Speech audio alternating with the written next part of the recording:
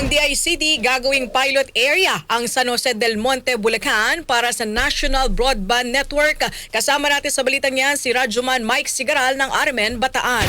RMN Live Report! Pinili ang San Jose del Monte City sa Bulacan bilang pilot area ng National Broadband Network o NBN kung saan sisimulan ang National Fiber Backbone Phase 1. Layunin nitong magkaroon ng state-owned internet service sa gobyerno nang hindi umaasa sa mga private providers. Ayon kay DICT Regional Director Antonio Edward Padre, ang National Fiber Backbone ay kauna-unahang government-owned fiber network sa bansa na may habang 1,245 kilometro. Ito ay mula sa Lawag hanggang Quezon City. Nakakaroon ito ng initial capacity na 600 Gbps para sa matatag na koneksyon sa Hilaga at gitnang Luzon. Kasama sa proyekto ang 240 kilometrong Luzon Bypass Infrastructure Project na nag-uugnay sa mga government-owned cable landing stations. Ito ay mula Baler Aurora hanggang Poro Point. Pinagtulungan ito ng DICT, BCDA at Meta upang makapagbigay ng internet speed na hanggang 2 million Mbps, higit na 50 times kaysa sa kasalukuyan.